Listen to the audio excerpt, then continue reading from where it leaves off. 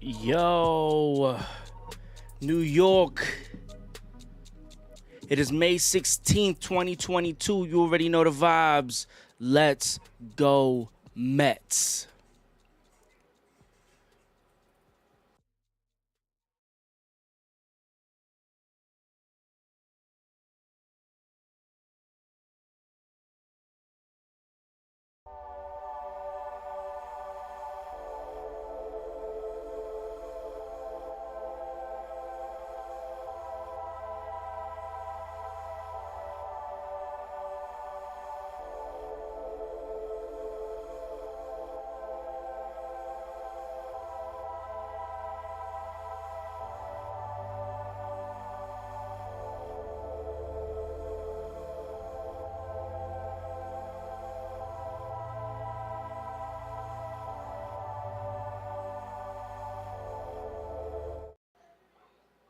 Hello, everyone, and welcome to another edition of Mets Life. I'm your host, Rompe, and you already know when it comes to the Mets, it's for life. Every single time, all day, every day, and twice on Sunday. The Mets just finished coming off of a 3-game series against the Seattle Mariners, the first time the Mariners has visited Citi Field ever. The last team in Major League Baseball to have visited Citi Field has done it.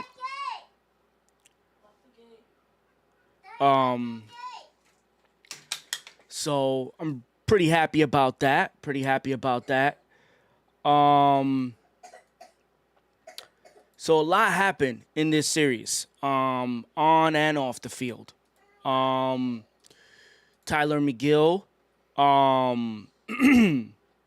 it was revealed that he is going to be out with biceps bursitis. Everybody thought it was a bigger thing, but his mom, thankfully, shout out to Mama, McGill. She hit up Twitter, was like, listen, there's only inflammation. He'll be all right. So, they'll probably give him like a week off, probably miss a start or two to get him right and get him back going. Maybe it'll be good for him. It's been a, rocky couple starts for him. So, you know, that'll probably hopefully get his mind right, and then he'll come back ready to rock and roll. So you can expect that today's game is rained out. So you can expect tomorrow to have Trevor Williams and our big guy Taiwan Walker pitching in game 1 and game 2 respectively. So the weekend series against the Seattle Mariners was a very annoying one. Probably as annoying as it was for the Dodgers to lose a series to the Pirates. The Dodgers lost a series to the Pirates, and then they proceed to lose another series to the Phillies. So Los Angeles and the state of Pennsylvania are not good friends right now. But it's kind of like that, right? The Dodgers lose a series against the Pirates, then they lose a series again, then they lose 3 to Philly, making it a 4-game losing streak before snapping that on Sunday and winning in walk-off fashion, thanks to Gavin Lux. So the Mets kind of, experienced their own little annoying series. Now, game 1, it was very tight game, very close. Not as close as you think, but because I think in that game, they didn't strike out too much. I'm going to try to pull up the numbers here and see what those numbers were. Because that was a weird one. So we're going to pull up the box score. Marco had 5 strikeouts, but they didn't all come in like back to back. Like, you get what I mean? Like, it wasn't like back to back to back to back. Like, it wasn't kind of like that. It was, sporadically throughout the game. He got his 5 strikeouts. But Marco had 5. He allowed 5 hits, 1 earned run. 3. He walked 3. Struck out 5 and 6 2/3. Max Scherzer, he struck out 6, walked 2, gave up 3 hits, only 1 earned run. And then later on in the game, Drew Smith, he allowed 1 hit and 1 earned run, struck out 2, walked 2. So it was a little struggle for Drew Smith. Adam Ottavino, since that, Braves game, has been doing his thing. We're going to talk about the bullpen a little bit later. But that was game 1. A very annoying game. Lindor in the first inning. Lindor got the run, and the Mets didn't score again throughout the whole game. So that was probably part of the annoying part. Lindor had himself a decent series. It wasn't like overwhelmingly amazing, but he had a decent series. It was decent. It was acceptable, considering that I held him accountable. And since I held him accountable in that Philly series starting at home, starting with the no-hitter that series, he stepped up. He was my player to watch, and he did some things. He did some things in that series, and Lindor showed up. And also, got to give it up to J.D. Davis. Though everything hasn't been falling for him, he's been going up there, been battling at the plate, putting the ball in play. And yesterday, he had a really good at-bat. A couple good at-bats here and there, but need more out of him in that DH position. Need way more. out of him and Dominic Smith out of that DH position. They both count as the DHs. So the DH position, again, it will be held accountable until further notice. Because if you don't produce, the light shines on you brighter the more you struggle, right? Because it's the reason why the Mets ate up Robinson Cano's $40 million, because he wasn't producing. And I feel like that same energy has to be given to Dominic Smith and JD Davis. This team is a team that's built to win, and I understand, you guys would rather be in the lineup every day, build some consistency, go through your slumps, and get out of it.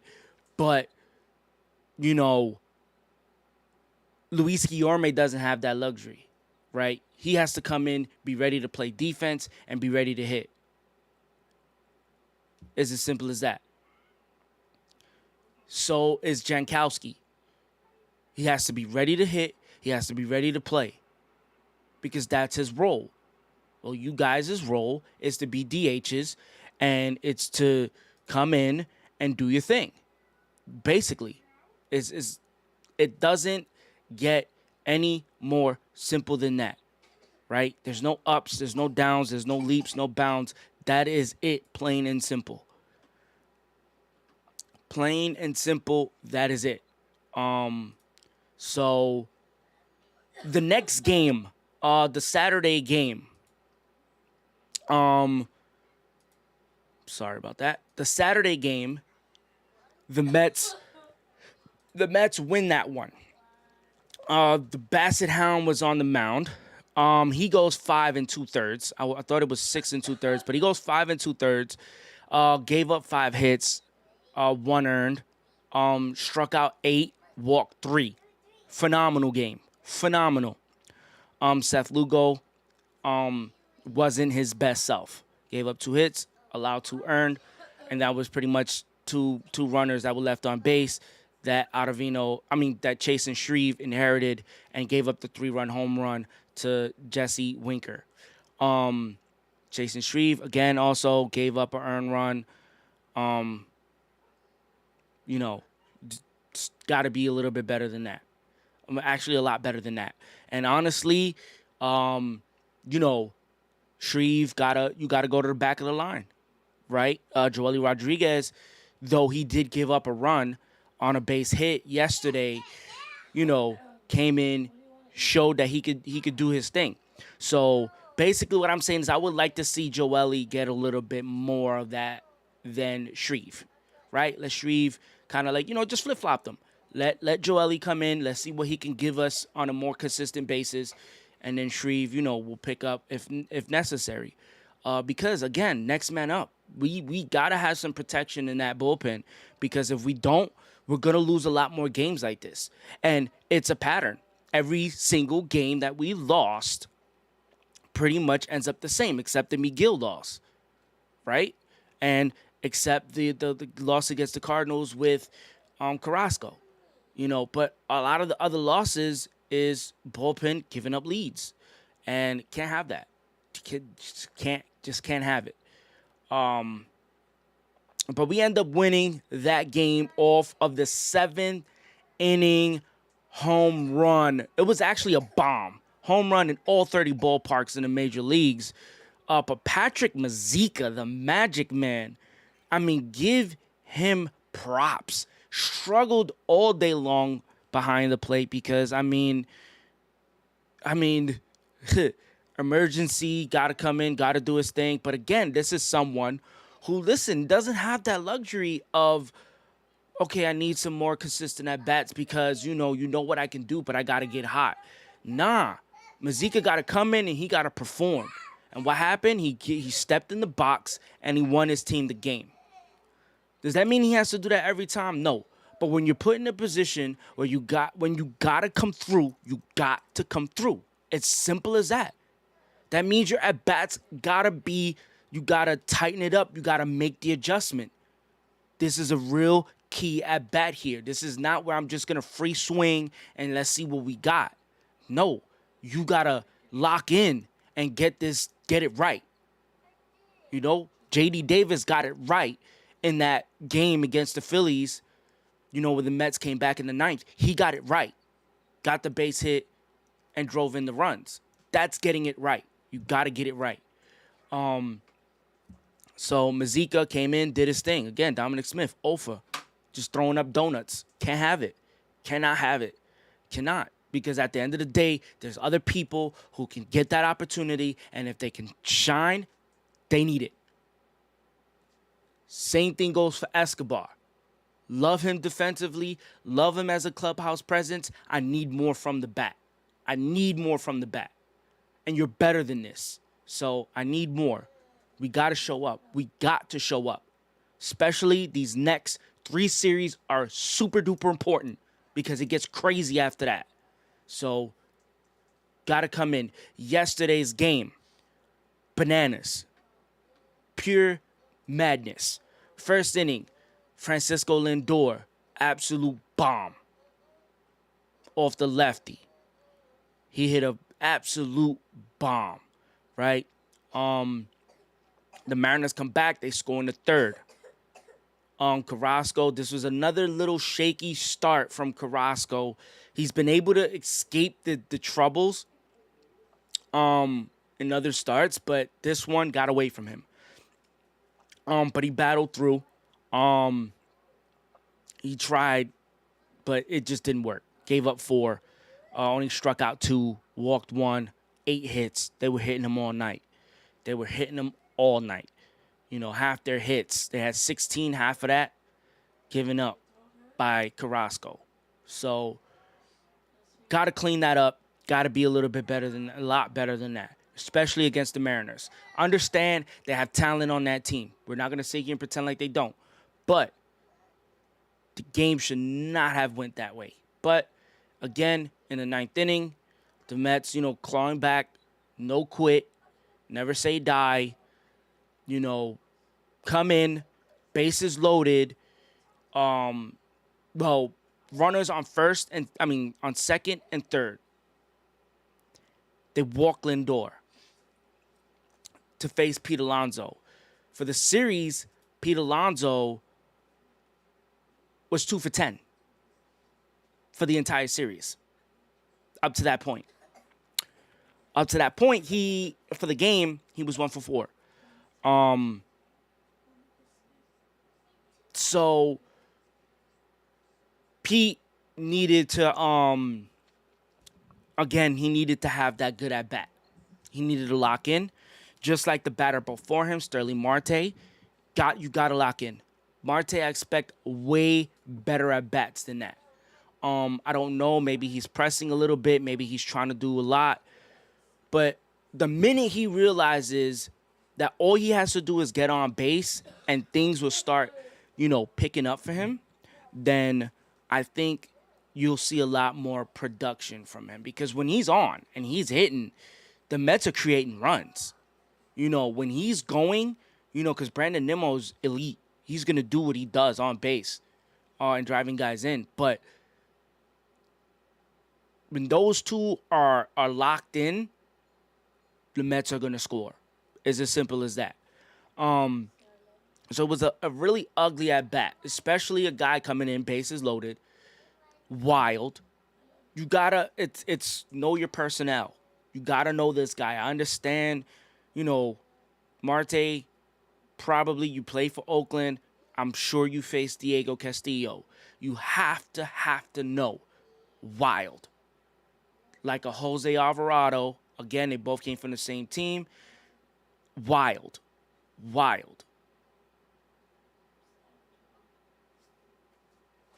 So, Pete Alonso, after the game yesterday,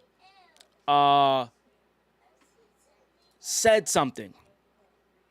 He said something along the lines of I wasn't really sitting on any particular pitch. I was just trying to see if he would throw anything over the dish, and with bases loaded, it's pretty tough to lay off some of those good sliders. And you know what? He executed extremely well there in that situation, and good for him.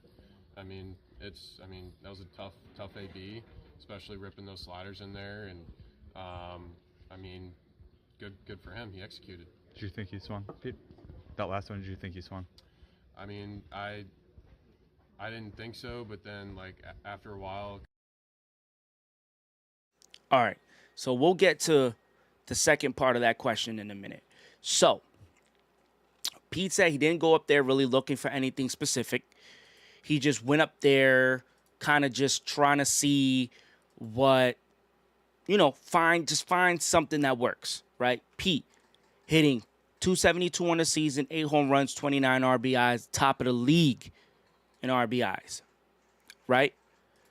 3 pitches in. Diego, you have to make him throw more than that with the bases loaded. Sterling Marte, you have to make him throw more than that. You have to at least see at least 6 to 8 pitches out of Diego Castillo coming in that situation. If you're Sterling Marte, you got to be better than that. Anyways, Pete Alonso comes in, right? All right. So he steps in the box, right? I'm trying to go the whole entire sequence. He said he wasn't looking for anything specific, right? First pitch, slider away. Spit on that. Perfect. Was nowhere near you. Great. You have to know in that situation, okay, if you're picking up anything from the last at bat with Sterling Marte, you know this guy's going with sliders all day long. This guy's a 2-pitch pitcher. Slider, fastball, maybe he has a changeup. But I know he has a 2-seam, 4-seam slider. That's Diego Castillo all in one ball. Right there, period. Anyways, first pitch, slider away in the dirt, nothing. Right? Good. Good, right? You're in. All right, we saw a pitch. We're in control. Step in the box. Take your deep breath. Now, you have to dominate this position. You have to take control of this at bat. So you step off. Good. Fans are loud. Crowd is loud. Fans are making noise. Am I going to blow this up? That's all going on in Diego Castillo's mind right now. Right? You have to capitalize. You have to feed off that. Right? Anyways, step backs in the box. Right?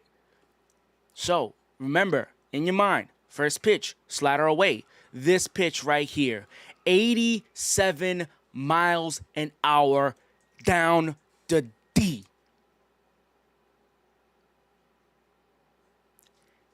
Any other situation, I would not be mad at Pete Alonso. Swear to God.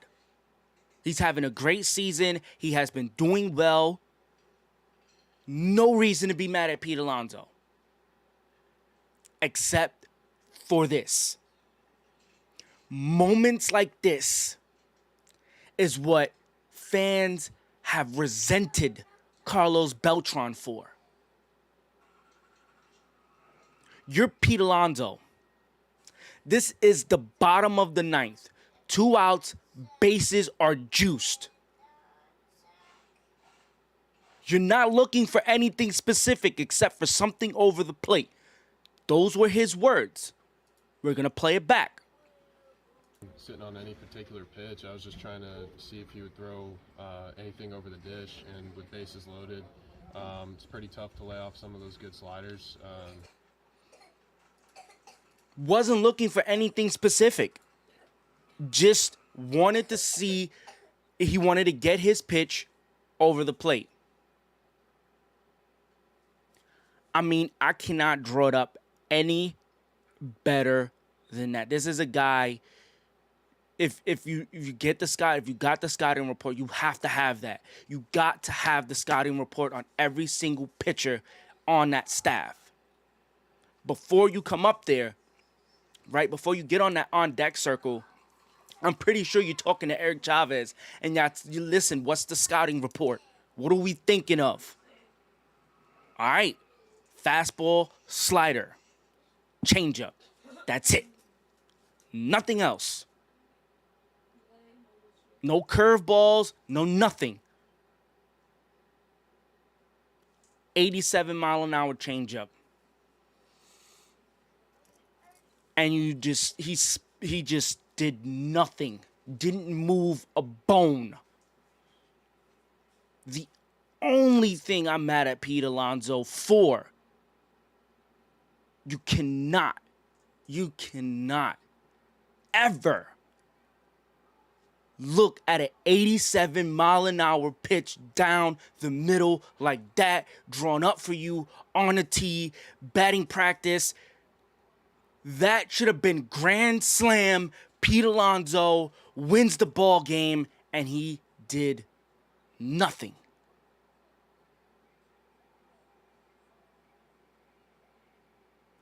I did not like it. If you went up there and you said, I'm not looking for a specific pitch, I just want something over the plate, it could not have been better than that. Going through the rest of the sequence means nothing, because for the rest of the entire at-bat, all Pete Alonso got was sliders in the other batter's box. Everything went away. Everything away. Why did everything go away? Because Diego Castillo didn't have it. He didn't want to throw something down the middle again. He saw that. He know, like, wait a minute. I just threw that down the middle and he didn't swing? Like, I'm sure his heart dropped the minute that ball left his hand and it went right down the middle. And looking at it from where I was, I'm like, there's no way on earth Pete Alonso stares at that pitch and doesn't swing. I don't care if the slider's away. I do not care about that. The fact that you didn't swing at that pitch, that's what irks me. Because if you're going to go out on your shield, if you're going to go out fighting, that's the pitch you go out fighting. Even if you foul it back. Even if you can never, ever let him get away with that. Ever. Sterling Marte did the same thing. Ever. You can never, ever let that happen again. I do not care what the situation is. You are a Major League Baseball player and you know exactly what to do when you see 87 on the tee.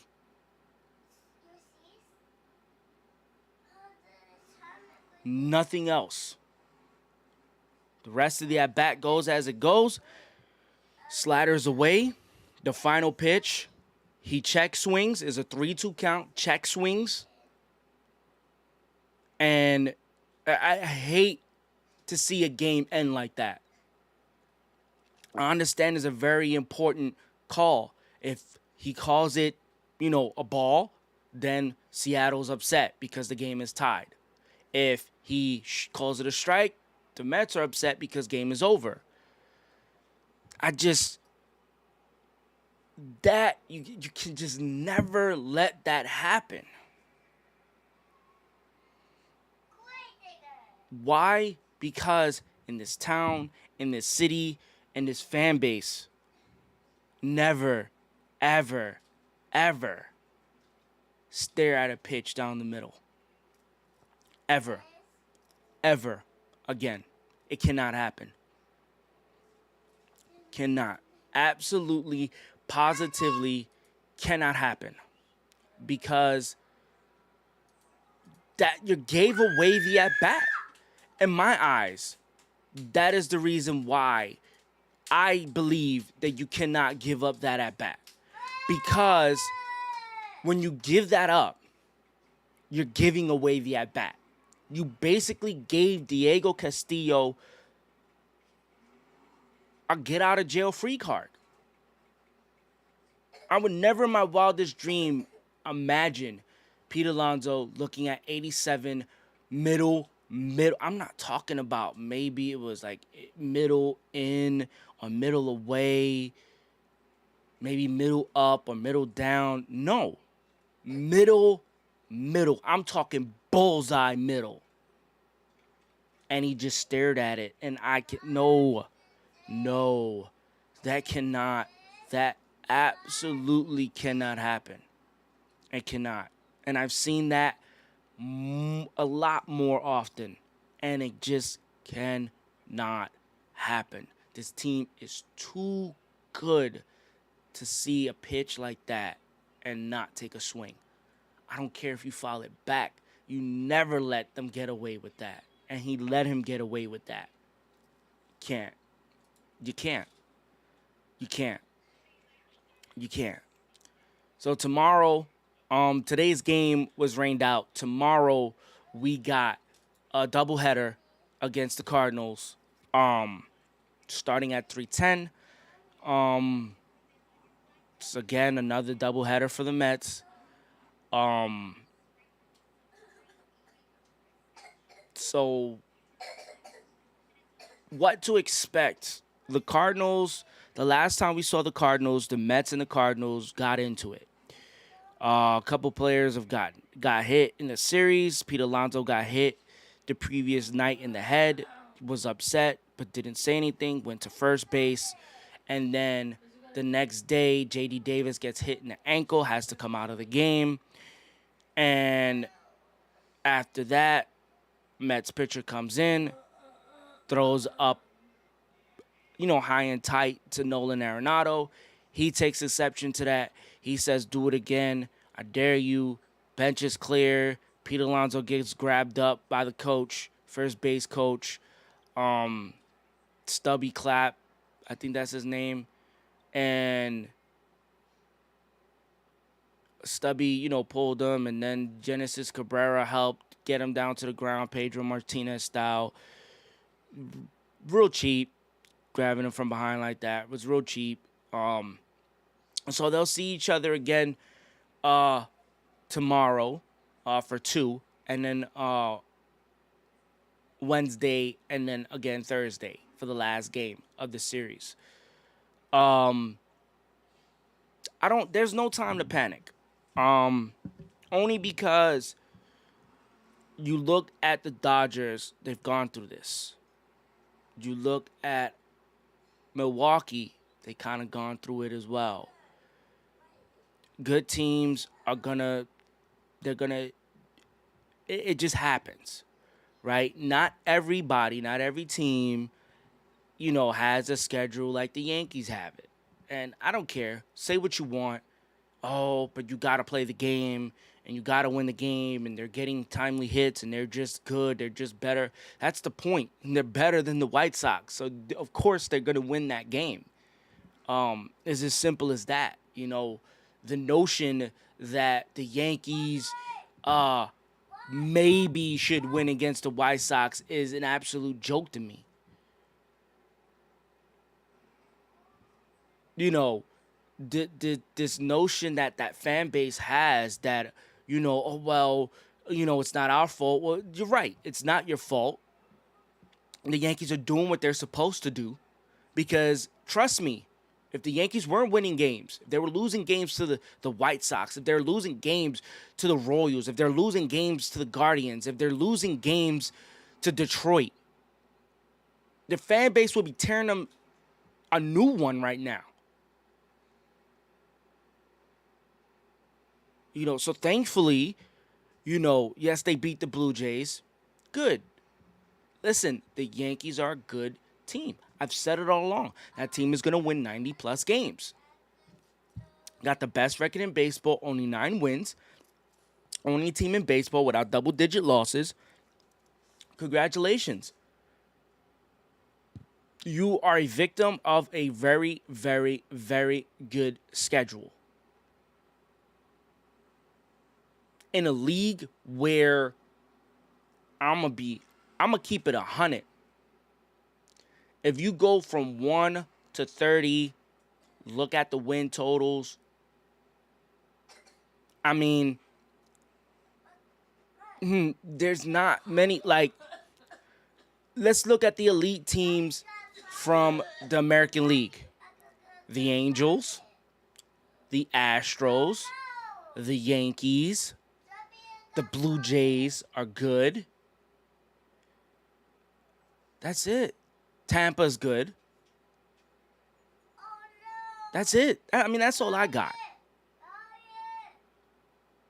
Honestly, that's all I got. So what I don't know what I'm missing. Anyways, so on the other hand, right now we are facing teams that are,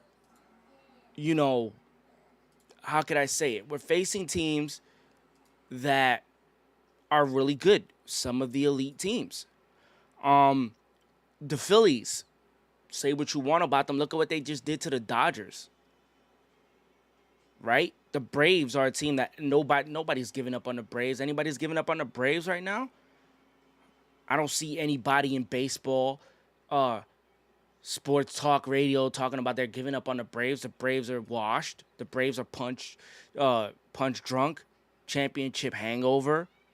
I've been saying it, but nobody else in sports talk radio has been saying it, that the Braves are punch drunk, that they're in a championship hangover.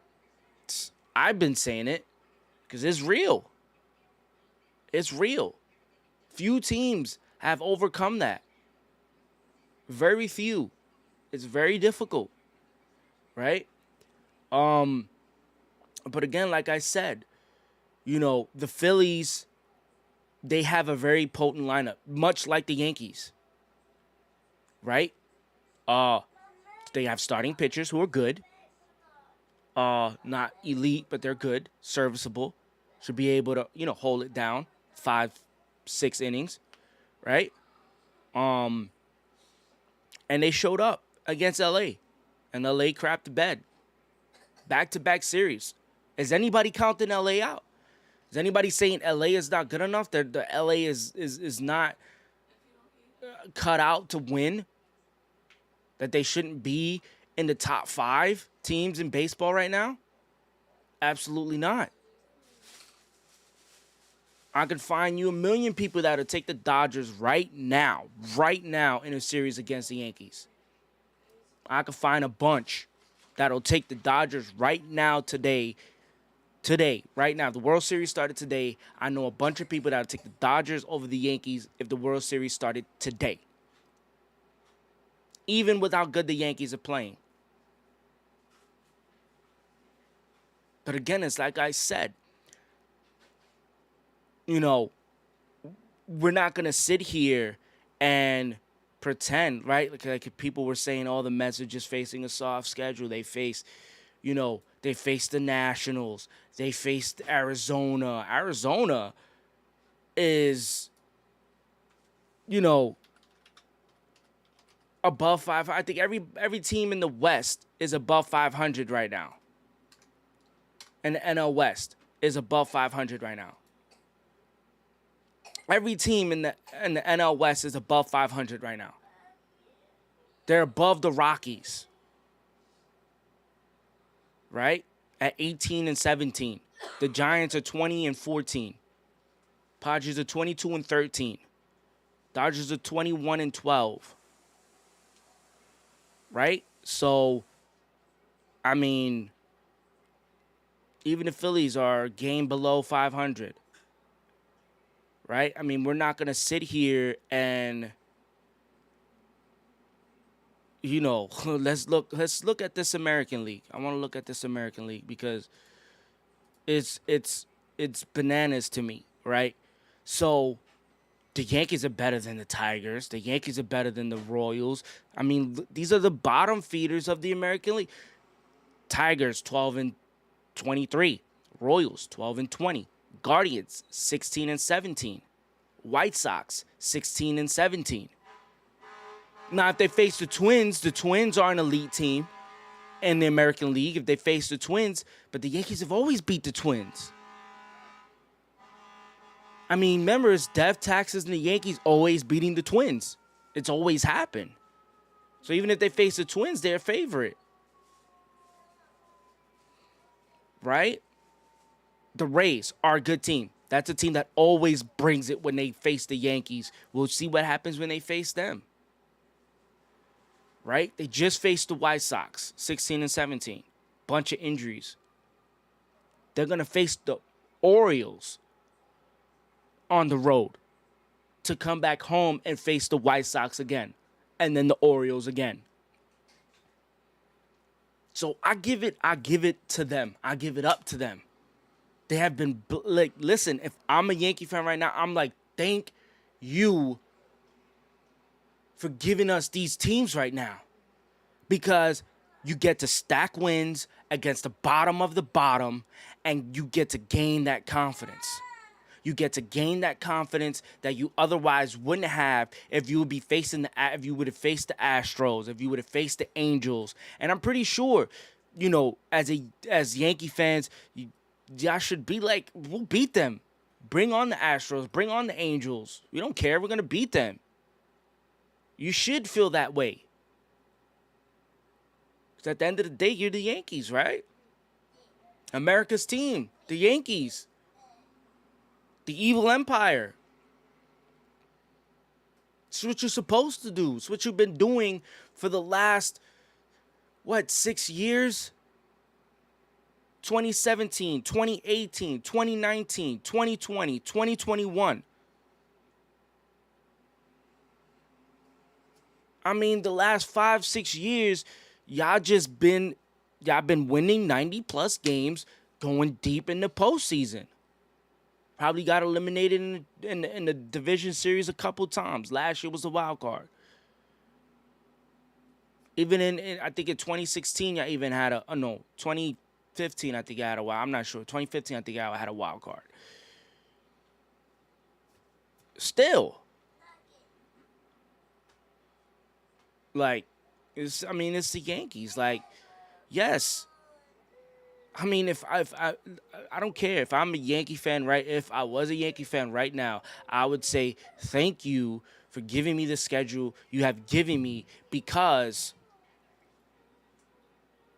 we're facing the teams that we need to face. So as a team, we can come together, stack wins, and be confident. So like that, when we face the Twins, we're gonna be the best. When we face the Angels, we're the best. When we face the Astros, we're the best. Name me another team out of the American League that's good. That's elite right now. I'll name you some National League teams that are elite right now. The Brewers are elite. They're good. Pretty sure Yankee fans feel like they'll beat them. Right? We're good. Mets are good. Pretty sure the Yankees feel like they'll beat them. We've had their numbers the last couple years. What you say about that? Right? The Phillies. I feel like the Phillies has a lineup that's equal to the Yankees, that'll give the Yankees problems. Facts. All day long. Right? But if we're not going to sit here and pretend like they haven't been facing teams that they need to face at the bottom so they can stack wins. You know? That's not to say that they're not good. They're good. But when you face teams that are on the bottom early, you gain that confidence. You get to work through your stuff. You get to build, you get to build on that, right? You get to just take it out on them. So like that, when you do face the teams like the Rays and the Astros and the Angels, you're like, yeah, like we're, man, listen, we're the best. We the best. So right now, y'all the best. So I'm not trying to hear it like, oh, this team every single time and Aaron Boone and blah, blah, blah, blah. Like that's trash. That's garbage. Anyways, so